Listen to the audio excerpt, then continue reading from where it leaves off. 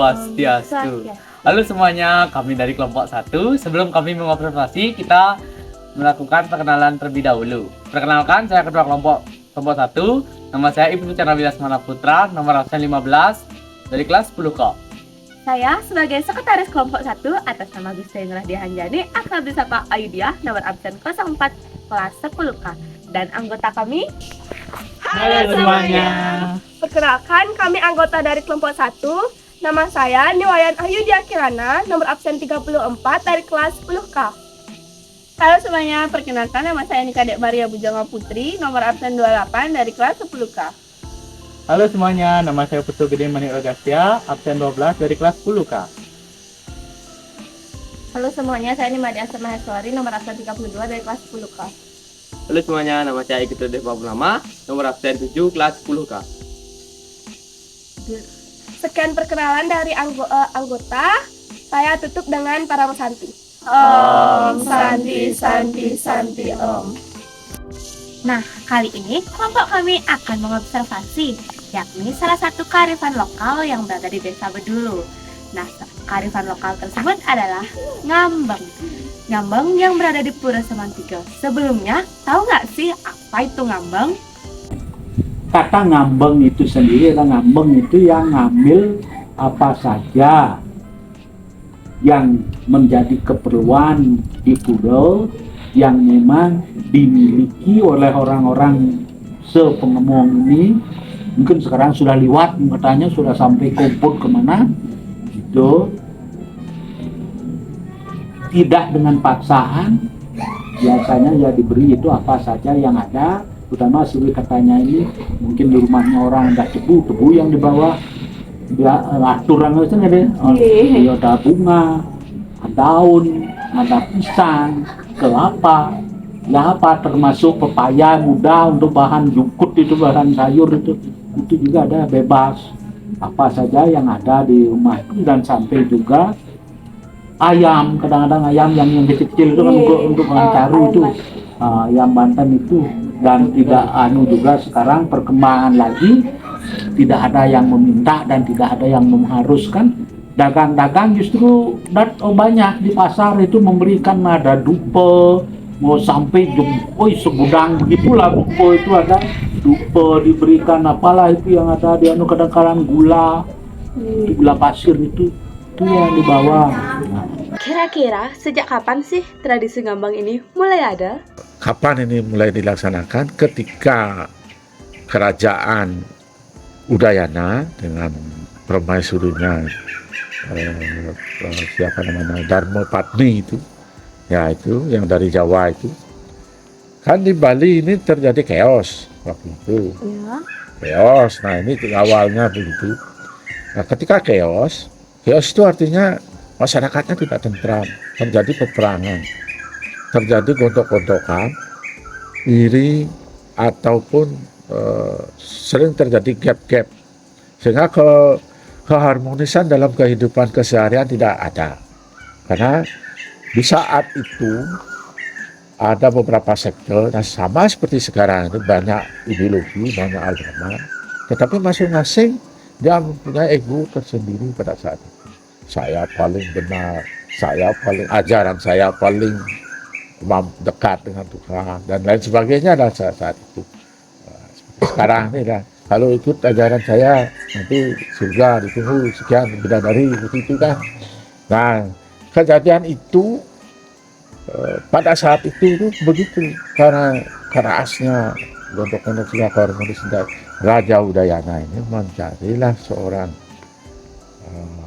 Purwito itu ya, penasehat rohani, namanya Empu Kuturan di abad ke-10, di akhir ke-10, abad ke-10, bisa dilihat sejarahnya di awal abad ke-11. Nah datanglah Empu Kuturan, sampai di sini dinobatkan sebagai Senopati Kuturan. Sudah itu dialah yang ditugaskan untuk menyatukan para sektor ini. Sektor-sektor ada Merawa, Resi, apa itu semua. Ada 9 sektor itu yang terjadi gontok-gontok. Nah akhirnya di pura inilah dicarikan tempatnya. Kenapa di pura ini?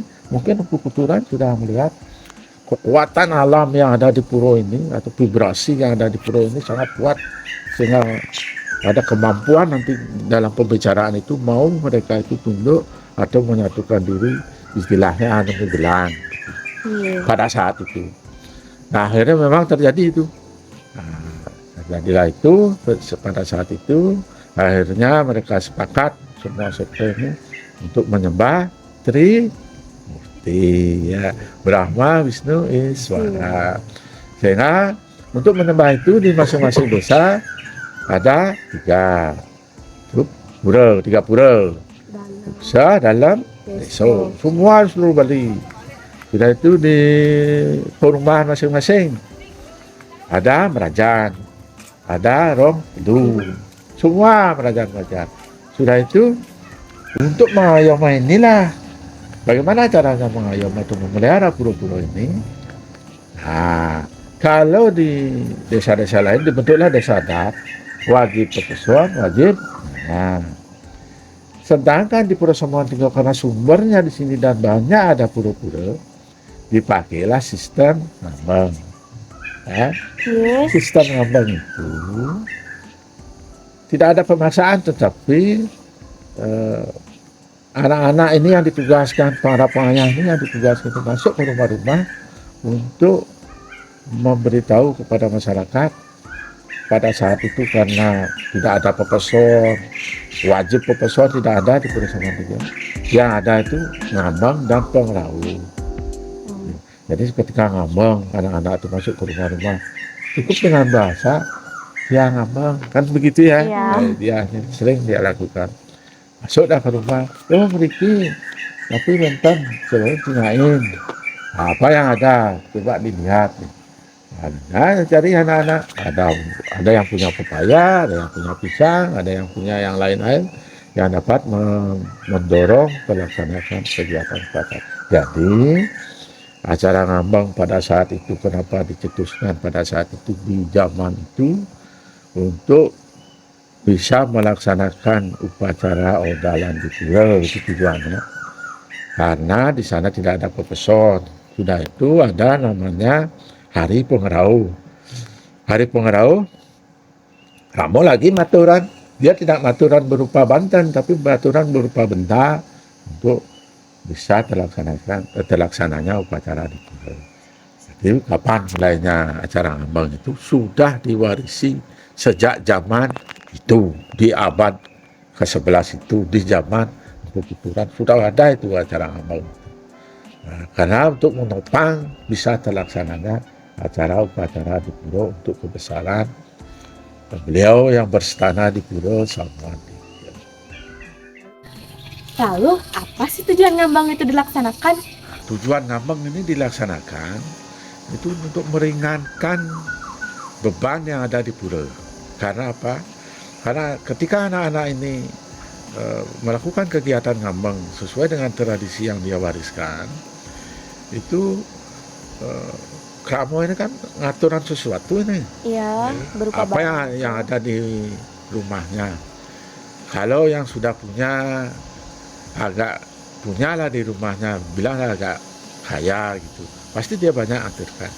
Karena dia percaya sekali dengan vibrasi yang ada di Pura Samuan Tiga. Terus kalau yang sedang, keluarga yang sedang juga seperti itu, sesuai kemampuan, tidak ada pemaksaan. Itulah tradisi yang ada di Pura Samuan Tiga, di wewengkon Pura 11 Banjar. Bertepatan pada waktu apa sih dan di hari apa kira-kira ngambang ini dilaksanakan? Ngambang itu dimulai di Pura Samuan Tiga di saat nyambut karya.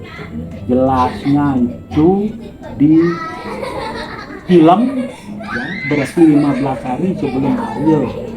Film itulah nyambut karya kan, 15 harinya lagi purnama habis odalan. Iya. Gitu. Kira-kira siapa aja sih yang boleh terlibat dalam tradisi ngambang ini? Biasanya dilakukan oleh anak-anak yang mulai anak TK, SD, SMP, dan juga ada beberapa sekarang yang masih semangatnya tingkat SMA banyak. Kira-kira daerah apa saja sih atau di mana saja Ngambang ini sering dikunjungi oleh anak-anak? Itu saya katakan tadi, sudah desa padahal dulunya memang sepengemong. Katanya sekarang sampai kemana-mana, permintaan dari desa itu katanya. Kenapa tidak ke desa saya juga mau ngatur gitu. Berarti Ya, sehingga dia datang gitu.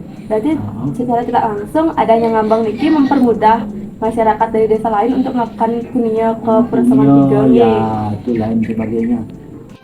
Kira-kira ada nggak sih konsekuensi jika Ngambang ini tidak dilaksanakan? Itu juga itu tidak pasti karena belum pernah hilang. Tidak ada yang menyatakan tidak diadakan. Tidak pernah, itu sudah begitu berjalan dari dulu sehingga jawaban untuk bagaimana kalau tidak itu nggak tahu kita.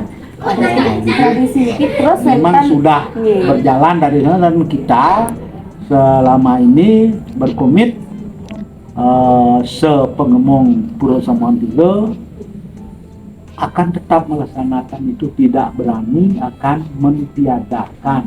Tapi bagaimana nanti generasi seterusnya, apakah dia mau melestarikan budaya itu atau tidak, itu kurang tahu.